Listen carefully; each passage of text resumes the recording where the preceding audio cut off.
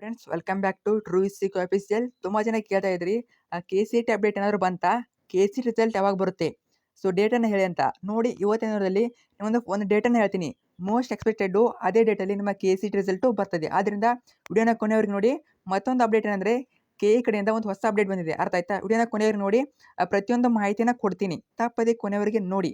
ಬನ್ನಿ ಇವತ್ತಿನ ಈ ಒಂದು ವಿಡಿಯೋನ ಶುರು ಮಾಡೋಣ. ಅದಕ್ಕಿಂತ ಮುಂಚೆ ನೀವೊಂದು ಇಂಪಾರ್ಟೆಂಟ್ ಕೆಲಸ ಮಾಡಬೇಕು. ಅದೇನಂತ ಅಂದರೆ ಹೊಸದಾಗಿ ವಿಡಿಯೋ ಮಾಡ್ತಿದ್ದೀರಾ ಅಥವಾ ಚಾನಲ್ ಹೆಣ್ಣುಗಳು ಯಾರು ಸಬ್ಸ್ಕ್ರೈಬ್ ಮಾಡ್ಕೊಂಡಿಲ್ಲ, ಮರಿದಲ್ಲಿ ಚಾನಲ್ನ ಸಬ್ಸ್ಕ್ರೈಬ್ ಮಾಡ್ಕೊಳ್ಳಿ. ಯಾಕಂದರೆ ನಿಮಗೆ ಇದೇ ರೀತಿ ಕೆ ಸಿ ಟಿ ಎಲ್ಲ ಅಪ್ಡೇಟ್ಗಳು ಮತ್ತು ಕೌನ್ಸಿಲಿಂಗ್ ಬಗ್ಗೆ ಆಗಿರ್ಬೋದು, ಪ್ರತಿಯೊಂದು ಕೆ ಸಿ ಟಿ ರಿಲೇಟೆಡ್ಡು ಎಲ್ಲ ಅಪ್ಡೇಟ್ಗಳು ಇದೇ ಒಂದು ಚಾನಲ್ನಲ್ಲಿ ಸಿಗ್ತಿರ್ತದೆ, ಅರ್ಥ ಆಯ್ತಾ? ವೆರಿ ಇಂಪಾರ್ಟೆಂಟು, ಸಬ್ಸ್ಕ್ರೈಬ್ ಮಾಡ್ಕೊಳ್ಳಿ, ತುಂಬ ಹೆಲ್ಪ್ ಆಗ್ತದೆ ನಿಮಗೆ. ಕೆ ಸಿ ಟಿ ಯಾರೆಲ್ಲ ಎಕ್ಸಾಮ್ ಬರೆದಿರಾ ವೆರಿ ಇಂಪಾರ್ಟೆಂಟು, ಸಬ್ಸ್ಕ್ರೈಬ್ ಮಾಡ್ಕೊಳ್ಳಿ. ಬನ್ನಿ ಈಗ ಏನು ಅಪ್ಡೇಟ್ ಅಂತ ನೋಡ್ತಾ ಹೋಗೋಣ. ಮೊದಲಾಗಿ ರಿಸಲ್ಟ್ ಡೇಟ್ ಬಗ್ಗೆ ಹೇಳ್ತೀನಿ ನೋಡಿ.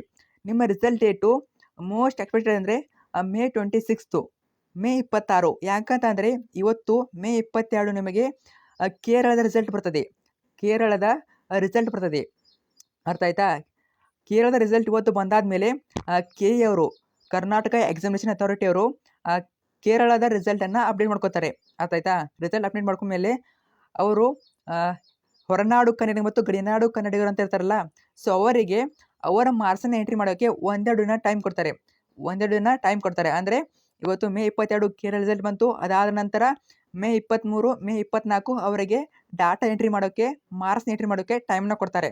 ಆಮೇಲೆ ಮೇ 25 ಸಂಡೇ ಇದೆ, ರವಿವಾರ ಇದೆ. ಆದ್ದರಿಂದ ನಿಮ್ಮ ರಿಸಲ್ಟು ಮೋಸ್ಟ್ ಎಕ್ಸ್ಪೆಕ್ಟೆಡು ಮೇ 26 ಬರ್ತದೆ, ಅರ್ಥ ಆಯ್ತಾ?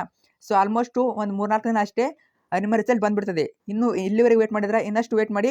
ಸೊ ನಿಮ್ಮ ರಿಸಲ್ಟು 100% ಬಂದೇ ಬರ್ತದೆ. So thank you so much. ನಿಮ್ಮೆಲ್ಲ ಫ್ರೆಂಡ್ಸ್ಗೆ ತಪ್ಪದೆ ಶೇರ್ ಮಾಡಿ. ಮೇ 26 ಮೋಸ್ಟ್ ಎಕ್ಸ್ಪೆಕ್ಟೆಡು, ಬೇಗ ಬಂದರೂ ಕೂಡ ಬರ್ಬೋದು. ಅಪ್ಡೇಟ್ ಬಂದು ವಿಡಿಯೋ ಹಾಕ್ತೀನಿ, ಜಸ್ಟು ಸಬ್ಸ್ಕ್ರೈಬ್ ಮಾಡಿಕೊಂಡು ವೇಟ್ ಮಾಡ್ತೀರಿ. Thank you so much.